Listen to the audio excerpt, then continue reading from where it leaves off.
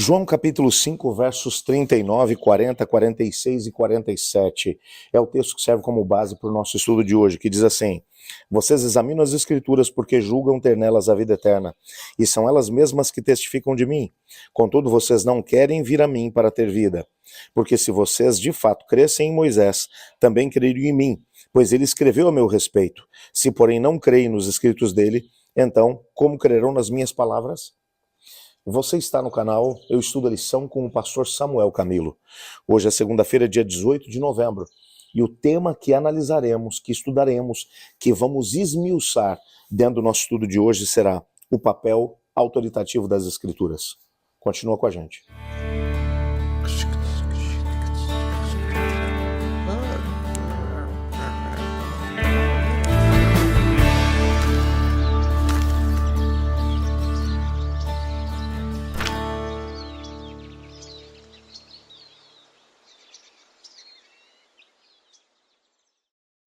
Além de ter trabalhado a ideia de que os sinais operados por Jesus, eles apontam para a messianidade de Cristo, João também apelou para as escrituras do Antigo Testamento como uma evidência de que ele realmente é o Messias. Quando você vai para o início do Evangelho de João, por exemplo, quando você percebe o discurso entre Filipe e Natanael, Filipe vai dizer para Natanael: achamos aquele de quem Moisés escreveu na lei e a quem se referiam os profetas, Jesus o Nazareno, filho de José. Isso está lá em João capítulo 1, verso 45. Quando você vai estudar um pouco sobre a história desses indivíduos, você percebe que eles estavam estudando as profecias do Antigo Testamento para tentar identificar o tempo no qual Jesus chegaria. É claro que eles estavam olhando para o livro de Daniel, para aquilo que, principalmente a profecia das 70 semanas, que mostrava o ano no qual Jesus Cristo começaria o seu ministério. Aquele era o tempo. Talvez seja exatamente por isso que Flávio Josefo menciona a aparição de uma grande quantidade de falsos cristos, falsos messias na época de Jesus. É claro, era o tempo do cumprimento profético. Aqueles que estavam atentos ao que foi dito sobre Cristo Jesus perceberam que as profecias estavam se cumprindo nele. O próprio Filipe, quando vai dizer a Natanael, ele vai dizer: olha, nós achamos aquele de quem Moisés falou lá nos seus escritos. Para poder chegar a essa conclusão, ele ouviu o que Jesus tinha a dizer, analisou aquilo que era a história da chegada de Jesus, do seu batismo, os eventos nos quais que rondavam a aparição de Cristo Jesus aqui na Terra, e entenderam: opa, era disso que Moisés estava falando. Entretanto, muitas pessoas acabaram passando por alto isso tudo, mencionando que talvez isso fosse uma grande coincidência. O próprio Cristo, quando ele esteve com Nicodemos, lá em João no capítulo 3, verso 14, ele diz assim: e assim como Moisés levantou a serpente no deserto, assim também é necessário que o Filho do Homem seja levantado. Jesus não apenas se referiu a eventos que aconteceram no contexto do Antigo Testamento, mas ainda, de alguma forma, deu a interpretação do que eles significavam. É bem verdade que quando você vai para Números capítulo 21, versos 5 a 9, você descobre essa mesma referência feita por Jesus. Na história, o povo havia se afastado do caminho do Senhor e havia pecado contra o Senhor, e o Senhor levantou a sua proteção. E cobras venenosas começaram a invadir o acampamento, picando as pessoas, e as pessoas começaram a morrer às centenas. Bem, eles clamaram a Deus, e Deus disse a Moisés: Moisés, faça uma serpente de bronze, coloque-a num poste mais alto, e as pessoas que olharem para ela terão vida.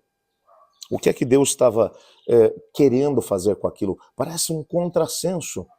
Algumas pessoas, por exemplo, se lembram da ordem de Deus: não farás para ti imagem de escultura, nem semelhança alguma daquilo que está no céu, embaixo da terra, ou nas águas debaixo da terra. Não te encurvarás a elas, nem a elas servirás, porque eu sou o Senhor teu Deus. Bem, quando você vai olhar para isso, os israelitas não faziam imagens, não adoravam imagens. Agora Deus manda que Moisés faça uma serpente de bronze, coloque-a num lugar de destaque no acampamento. Todos aqueles que olhassem para a serpente acabariam sendo curados daquela picada mortal das serpentes? É bem verdade que alguns anos mais tarde, já na época do rei Ezequias, essa serpente de bronze acabou sendo adorada por israelitas que haviam se afastado do caminho do Senhor. Eles a chamavam de Neustã. Ezequias, portanto, vai destruir essa mesma serpente de bronze. Mas agora Jesus vai dizer: como a serpente de bronze foi levantada no deserto, assim o Filho do Homem será levantado. Quando você olha para a imagem, a serpente de bronze representava... A serpente era um símbolo do pecado. Foi o animal utilizado pelo anjo rebelde para enganar Eva, lá no contexto do Jardim do Éden. A serpente, portanto, é um símbolo do pecado. Quando Cristo veio à Terra, ele veio para assumir o pecado da humanidade. E quando Cristo, assumindo a culpa pelos pecados da humanidade, fosse levantado da terra, as pessoas olhariam e sentiriam repulsa, porque é isso que o pecado causa nas pessoas. Daquilo que era a experiência de Jesus, as pessoas se sentiriam repulsa dele. Mas quando ele fosse levantado da terra, ele atrairia todas as pessoas a ele. E quando você olha para o contexto da cruz, o mundo daquela época foi atraído a Jesus. Você encontra uma situação de um africano, Simão o Cirineu, que acabou aceitando a Jesus como Senhor e Salvador. Você percebe, entre outras coisas, um europeu, o centurião, que creu no Senhor Jesus, e um asiático, um indivíduo daquela região aonde eles estavam, que era o ladrão na cruz, que aceitou a Jesus como Senhor e Salvador e recebeu a promessa: em verdade, te digo hoje, estarás comigo no paraíso. Quando você olha para esse todo, você percebe que a profecia se cumpriu. E Jesus estava dizendo: olha, todo aquele que crer no Filho do Homem será salvo. Então, nessa perspectiva, Jesus vai tomar posse, ou vai pegar alguns dos acontecimentos do Antigo Testamento e vai ressignificá-los. Vai dar a eles a interpretação correta para poder mostrar aquilo que ele faria em favor da humanidade. É bem verdade que muitas pessoas tiveram dificuldade de poder entender a serpente que foi levantada no deserto como um símbolo do Filho de Deus. Se a maior parte das pessoas esperava que ele viesse como um rei sentado sobre o trono de Davi, olhar para ele como uma serpente de bronze no alto de um poste, olhar para ele como alguém que assumiria culpa pelos pecados da humanidade e morreria de forma tão vergonhosa numa cruz, era algo completamente distinto daquilo que era a visão da maioria das pessoas. Por isso Jesus vai tomar emprestado algumas figuras que apareceram no contexto do Antigo Testamento, para poder dizer: já estava profetizado. Por isso, nós temos que manter a Bíblia, a palavra de Deus, bem diante dos nossos olhos. Porque assim como muitas pessoas, com interpretações distorcidas do Antigo Testamento, tiveram apenas um vislumbre a respeito do Messias, muitas pessoas, hoje em dia, também têm sido enganadas, deixando de olhar aquilo que foi profetizado, tanto no Antigo quanto no Novo Testamento, a respeito da segunda vinda de Cristo. É perigoso olhar de forma unilateral para as profecias que apontam a chegada de Jesus, tanto a primeira quanto a segunda.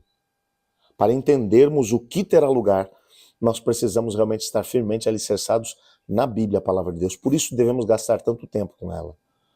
Os judeus do primeiro século acabaram se equivocando. E mesmo aqueles mais bem intencionados levaram um tempo significativo para poder identificar Jesus como Messias. Nós, hoje, estamos vendo os acontecimentos predistos por Jesus tendo lugar exatamente à nossa volta. A grande pergunta que tem que nortear a nossa vida, a nossa mente, o nosso coração é: estamos nós preparados para podermos receber Jesus no nosso tempo? Ore comigo. Obrigado, Senhor, por Tua palavra e pela certeza que temos de que ela nos aponta uma direção. Às vezes, Pai, temos dificuldade de poder entender as profecias relacionadas ao tempo em que vivemos. Ajuda-nos a olharmos para trás e a entendermos que os judeus do primeiro século deixaram de reconhecer Jesus por não conhecer perfeitamente as Escrituras. Mas ajuda-nos a podermos aprender com os erros deles. Pois é em nome de Jesus que oramos. Amém. Eu estudo a lição. E você?